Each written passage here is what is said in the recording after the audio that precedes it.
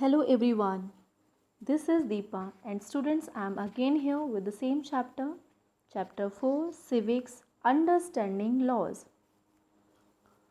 As you know students, we have finished explanation of chapter through 3 videos. Now I am again here with the explanation of the question and answers.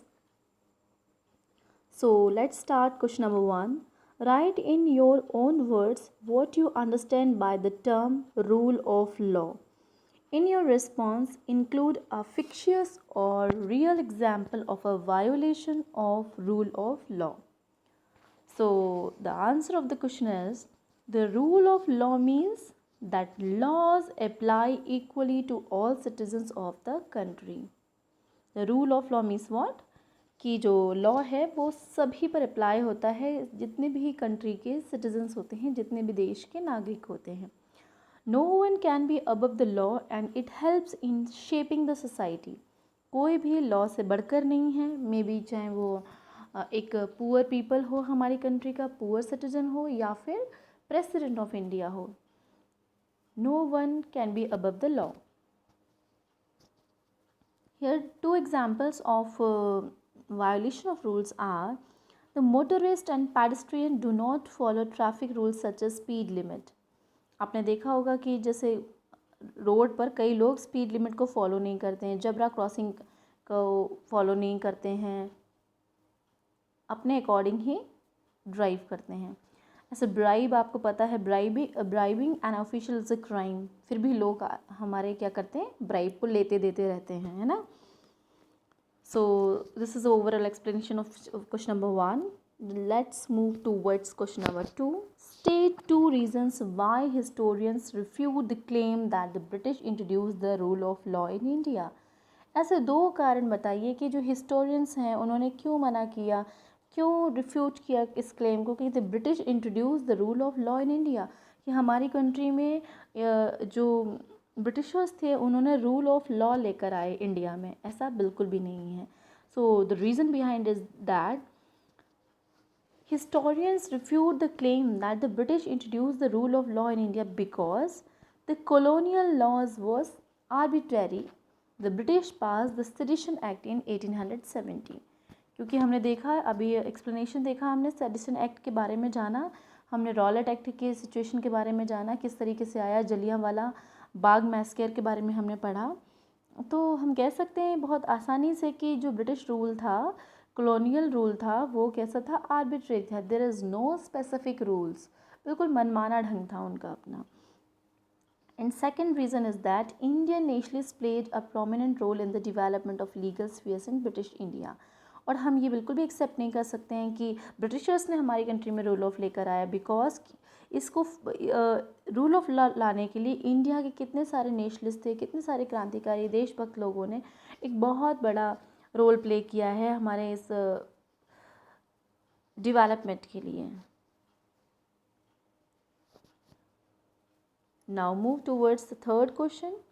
Reread the storyboard on how a new law on domestic violence got passed. Describe in your own words the different ways in which women's group work to make this happen.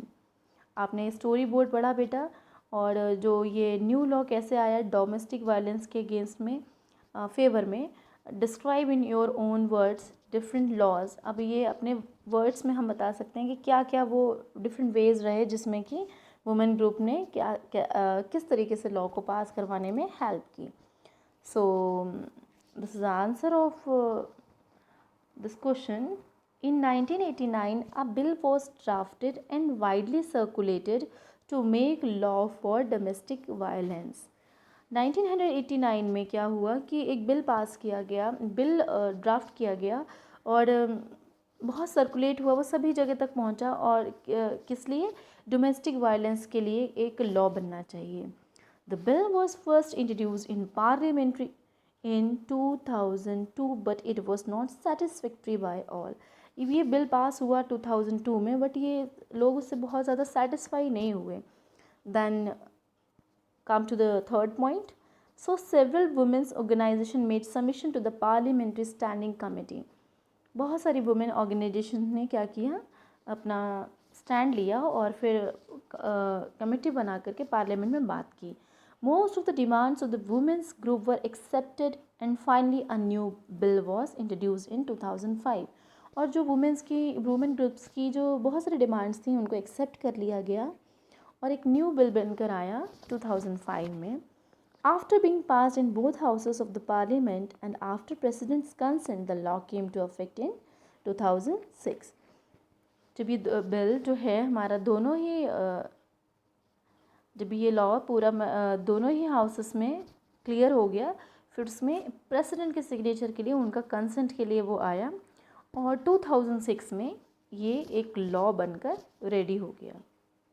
ये bill law में convert हो गया. तब से हम इसको ये widely accepted है और ये फॉलो भी किया जाता है.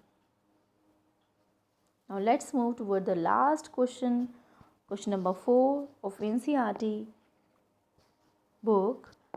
Write in your own words then what you understand by the following sentence on page number 44 or 45. They also began fighting for greater equality and wanted to change the idea of law from a set of rules that they were forced to obey to law as including ideas of justice. ये students हमारा page number 44 से लेकर के 45 तक जो है जो एक डिस्कशन मूव किया है कि किस तरीके से लोगों ने फ़ाइट करना स्टार्ट किया, ब्रिटिशर्स के अगेंस्ट वॉइस रेज करी और फिर किस तरीके से आइडिया ऑफ लॉ आया और कैसे ये सेट ऑफ रूल्स बने. एंड कुछ तो ऐसे थे जो कि फोर्सफुली ब्रिटिशर्स ने हमको मतलब अबाइट कर दिया था फोर्सफुली कि you have to follow this. फिर उसके बाद लोगों ने सोचा कि नहीं, it should be come with the ideas of justice. Why should we follow and why should we be forced by other ones? Okay, so the answer of this question is it means that Indian nationalists were not happy with the arbitrary rules of Britishers. So they began protesting and criticizing the laws. They started adopting Indian legal profession. They used law to defend the legal rights of Indians.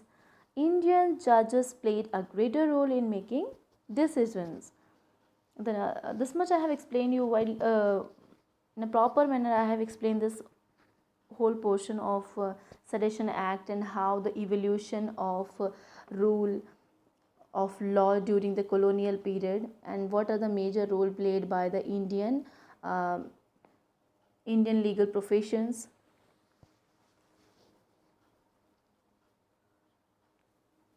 जो हमारे nationals थे वो खुश नहीं थे. जो arbitrary rule था Britishers का, मनमाना ढंग था, जो there is no specific rules and regulations.